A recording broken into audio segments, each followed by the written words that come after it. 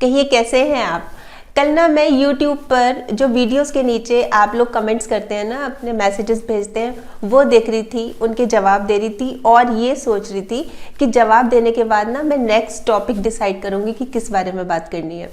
तभी मेरा ध्यान एक वीडियो के ऊपर गया, वो जो हस्बैंड वाइफ रिलेशनशिप की वीडियो थी और उसमें एक लेडी ने ये लिखा हुआ था कि मैम मेरा डिवोर्स हो गया। और अगर मैं ये वीडियो कुछ समय पहले देख लेती तो शायद आज मैं अपने हस्बैंड के साथ होती।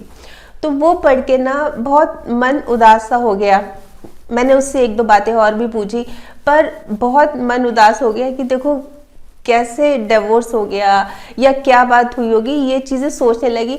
फिर ये मन में आने लगा कि ये चीज़ कितनी कॉमन हो गई शादी के बाद, जैसे डिवोर्स, चाहे लव मैरिज हो चाहे अरेंज मैरिज हो, इस तरह के तो बहुत केसेस देखने को मिल रहे हैं।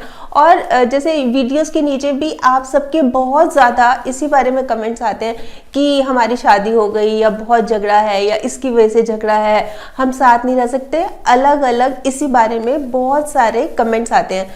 तो मैंने ये सोचा, यही डिसाइड किया कि क्यों नहीं कि इसके ऊपर एक वीडियो बनाई जाए कि हम किस तरह से डिवोर्स को अवॉइड करें, यानी कि हम अपनी मैरिज कैसे बचाएं, मतलब कि हम क्या ना करें। बहुत सारी चीज़ें होती हैं जैसे समझ नहीं आता कई बारी, तो हम क्या करें, किस तरह से इन चीज़ों को अवॉइड करें कि डिवोर्स या तलाक ना हो। तो इसी बारे में मैं आज लेके आई हूँ 5 बातें। देखिए, सबसे पहली और सबसे ज़्यादा ज़रूरी ये है कि अपना माइंडसेट पॉजिटिव रखना है, खुद को पॉजिटिव रखना है। और इस वे से नहीं कि नहीं हमारा तो हो ही नहीं सकता, हम तो साथ रह ही नहीं सकते, एकदम मतलब एक ही लाइन में बोल दिया कि बस अपना फरमान सुना दिया कि हम इसके साथ नहीं रह सकते तो नहीं रह सकते।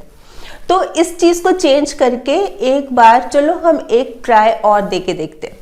ये जो मैं बात कर रही हूँ ना, ये हस्बैंड वाइफ दोनों के लिए, सिर्फ वाइफ के लिए नहीं है और ये सिर्फ हस्बैंड्स के लिए नहीं है, दोनों के लिए, कपल्स के लिए, कि एक बार नेगेटिविटी को निकाल के अपना माइंडसेट पॉजिटिव रखें और सोचे कि हमने इसी दिशा में काम करना है। फिर इसमें दूसरी बात आती है कि खुद पर काम करना है। खुद पर काम की जो चीज़ हम ठीक कर सकते हैं, हम खुद ठीक कर सकते हैं, उसको ठीक करें। कैसे कि जैसे हमारी लुक्स को मान लीजिए, हमारी अपीयरेंस, कैसे कि जैसे एक लेडी है, शादी से पहले तो वो बहुत अपने मतलब फिगर कॉन्शियस थी, बहुत ध्यान रखती थी, और शादी होते ही अब वो डबल हो गई, मतलब इतना वेट, कोई चिंता ही नहीं है कि ठीक है अब तो शादी हो गई वो। और एक आदमी है और वो शादी से पहले एकदम तैयार होके रहता था, एकदम सूटेड बूटेड, एकदम मतलब टिच होके रहता था, हेयर स्टाइल में 10-10, 15-15 मिनट लगाने, खड़ा होना शीशे के आगे, तैयार होना। पर अब 4-4, 5-5 दिन हो जाते हैं नहाए हुए, इवन ब्रश किए हुए, क्लमजी से रहते हैं, एकदम निढाल से पड़े रहते हैं, कमरा फैला हुआ है, कोई कुछ नहीं, खा भी ऐसे रहे हैं, मतलब बहुत ज़्यादा देख के ना अच्छा नहीं लगता। तो उस चीज़ को ठीक करें। फिर बात आती है कि हम जैसे कम्युनिकेशन करते हैं, हम ना सुनते नहीं हैं। ये चीज़ तो बहुत ही ज़्यादा कॉमन है कि सुनते नहीं है, तो एक दूसरे की सुने। और सिर्फ ये नहीं है कि हाँ बोलते रहो, सुन रहा हूँ, ऐसे नहीं है। प्रॉपर सुनने के बाद रिस्पॉन्स भी देना है। मतलब हम मोबाइल भी कर रहे हैं, टीवी भी देख रहे हैं, हाँ बोलते रहो, सुन रहा हूँ, ऐसे नहीं होता। प्रॉपर सुनना है और रिस्पॉन्स देना है। फिर इसमें जब हम बोल रहे हैं, एक तो सुनना हो गया, बोल रहे हैं तो ऐसे टॉन्ट करके बोल रहे हैं, ऐसे मुंह बना के बोल रहे हैं या ऐसे चिल्ला के बोल रहे हैं। देखिए, एक सीधी सी बात है कि अगर हम दिमाग ठंडा रखेंगे, जबान को नर्म रखेंगे, दिल को बड़ा रखेंगे, फिर कोई नाराज हो ही नहीं सकता। रिस्पेक्ट से बात करनी चाहिए, आदर देना चाहिए, मान देना चाहिए। हम क्या करते हैं, इतना बदमिजाजी करके इतना ऊंचा बोलते हैं, अपशब्द बोलते हैं, ये सब चीज़ें नहीं करनी चाहिए।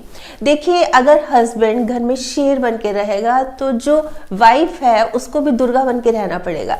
पर अगर हस्बैंड नारायण बन के रहेगा तो वो लक्ष्मी ही बनेंगी। तो चीज़ों को समझना चाहिए, सोचना चाहिए, जल्दबाजी नहीं करनी चाहिए।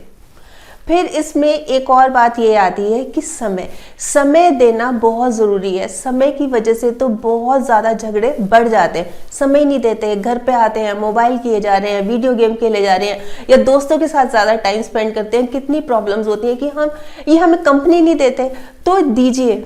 देखिए, ये बात नहीं है, कई लोग एकदम से बोलते थे ठीक है अपना काम काज छोड़ के यहीं बैठ जाता हूँ। बात ये नहीं होती। बात ये होती है कि आपने बैलेंस बना के चलना है अपने घर परिवार पर और अपने काम पर। दोनों चीजें जरूरी हैं, पर दोनों को टाइम देना भी इक्वली जरूरी है। इस चीज की भी इंपॉर्टेंस समझनी पड़ेगी।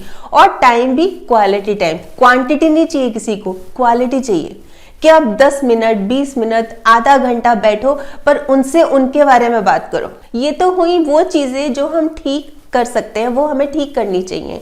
फिर इसमें बात आती है कि जो चीज़ें हम ठीक नहीं कर सकते, जो हमारे हाथ में ही नहीं है, जैसे कि एक लेडी है उसकी हाइट कम है, या एक मेल है आदमी है और उनका रंग बहुत काला है, तो इसको हम कैसे ठीक कर सकते हैं? नहीं कर सकते ना। तो क्या करना चाहिए? ऐसे में उनको जो जैसे हैं उनको एक्सेप्ट कर लीजिए, स्वीकार कर लीजिए। फिर ये सोचिए कि परफेक्ट तो कोई नहीं होता, किसी ना किसी में कोई ना कोई कमी तो होती है, इनमें ये कमी है।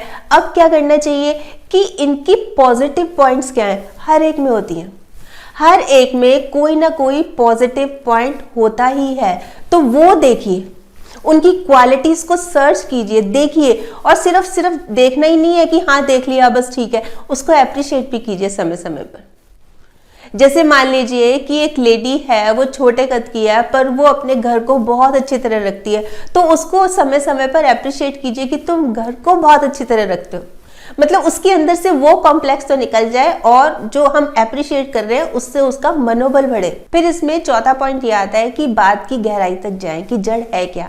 ये जो डिवोर्स की बात चल रही है या इस तरह के विचार मन में आने लगे, ये कहाँ से शुरू हुआ, इसकी जड़ क्या, और इसकी गहराई तक जाइए। देखिए, कोशिश तो यही करनी चाहिए कि हर बात को हस्बैंड वाइफ आमने सामने बैठ के क्लियर करें। बहुत ज़रूरी होता है आमने सामने बैठकर एक दूसरे से बात कर। हम क्या करते हैं आमतौर पर कि जैसे एक लेडी है, उसने किसी और से बात करनी शुरू कर दी, हस्बैंड ने किसी और से बात करनी शुरू कर दी, आपस में जो दूरियां हैं ना वो और बढ़ जाती है, कन्फ्लिक्ट्स जो होते हैं ना वो और बढ़ जाते हैं। तो अगर हमें आपस में बात करनी है तो बेस्ट है, बिल्कुल बेस्ट है कि खुलकर बात करें, संयम से, आराम से, तसल्ली से, खुलकर पर आमने सामने बैठकर बात करें। अगर ये लग रहा है कि नहीं कर सकते, जैसे कि एक लेडी है, उसको हस्बैंड के ऊपर शक है, इस बात पर उनकी हर रोज लड़ाई होती है, झगड़ा होता है, तो वो कहती है कि मैं खुल के उनसे तो बात नहीं कर सकती, किसी के थ्रू कर सकती हूँ। तो ऐसे से बात करनी चाहिए जो थोड़े से मैच्योर हो, समझदार हो, फ्रेंड सर्कल में हो, रिलेशन में हो, कोई भी हो, पर वो समझदार हो। ऐसे ना हो कि वो गलत राय दे। कई बार क्या होता है कि जैसे कोई मिसअंडरस्टैंडिंग हो गई आपस में, एक लेडी ने किसी से बात कर ली और वो उसने और ज्यादा भड़का दिया कि हाँ ये तो ऐसे ही है, मतलब कुछ भी गलत बोलकर उसको सिंसियर एडवाइस नहीं दी, तो उससे क्या है कि उससे और जो पहले ही तलखी आई हुई है, पहले रिश्ते खराब हो रहे हैं, वो और ज्यादा खराब हो जाएंगे। फिर इसमें खुद को फ्लेक्सिबल भी रखना चाहिए कि मैं थोड़ा सा झुक भी सकता हूँ, थोड़ा सा फ्लेक्सिबल होता है ना, जैसे कि एकदम से मैं किसी चीज के बारे में अडिग नहीं हूँ कि नहीं ये तो मैं कर ही नहीं सकता, या मैं ये कर नहीं सकती, मेरे से तो ये होगा ही नहीं, मतलब ही नहीं कि मैं ऐसी हो जाऊँ। थोड़ा सा खुद को फ्लेक्सिबल। फिर इसमें 5th पॉइंट आता है कि एक दूसरे की विशेस का ख्याल रखें, एक दूसरे के क्या सपने हैं, क्या गोल्स हैं, क्या उन्होंने सोचा है अचीव करने का, मिलकर एक दूसरे का सहारा बने और मिलकर मदद कराएं, एक दूसरे की मदद कराएं, समान अनुभूति रखें। जैसे कि एक लेडी है, वो मतलब बहुत क्वालिफाइड है, पढ़ी लिखी है, पर वो फैमिली प्रॉब्लम्स की वजह से जॉब नहीं कर पा रही, वो बहुत चाहती है जॉब करना, तो हस्बैंड को समान अनुभूति रखते हुए कि अगर मैं इसकी जगह होता और मुझे जॉब करने का मन होता तो मुझे कैसा महसूस होता, समान अनुभूति रख के सोचना है और उनके सपनों को पूरा करना है, एक दूसरे का सहारा बनके। और एक जो मैं है ना, मैं वो जो हमारी ईगो होती है ना, उसको निकाल के एक तरफ बाहर रख देना चाहिए। अब मैं नहीं है, अब हम हैं। तो कुल मिला के देखिए एक ही बात सामने आती है कि एक दूसरे की ताकत बने, एक दूसरे के प्रति वफादार रहें, लॉयल रहें, फेथफुल रहें, एक दूसरे का पूरा ख्याल रखें। छोटी छोटी गलतियां होती हैं, चलो माफ कर दिया, चलो भूल गए, चलो आगे बढ़ते हैं, मूव ऑन करते हैं।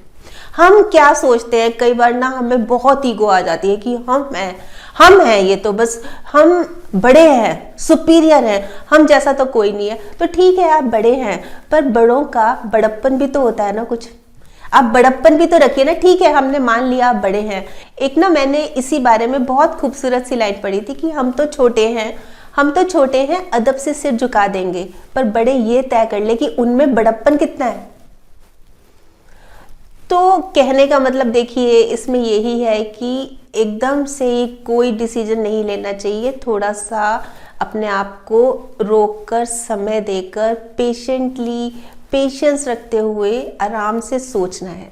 लड़ाई झगड़े देखिए हर घर में होते हैं, ऐसा कोई घर नहीं है लड़ाई झगड़े ना होते हो, छोटी मोटी नोकझोंक होती है, पर अगर हम तिल का ताड़ बना देंगे, राई का पहाड़ बना देंगे तो कैसे बात बनेगी। वैसे आप बताइए, आप क्या सोचते हैं कि डिवोर्स को यानी तलाक को किस तरह से अवॉइड किया जा सकता है, एक मैरिज को किस तरह से टूटने से बचाया जा सकता है। आपके कमेंट्स का मुझे इंतजार रहेगा। तो कल फिर मिलूंगी, तब तक स्माइल भी रखिए और पॉजिटिव रहिए और पॉजिटिव सोचिए। और हाँ, अगर आपने मेरा ये यूट्यूब वाला चैनल सब्सक्राइब कर लिया तो आपका बहुत बहुत और बहुत सारा धन्यवाद।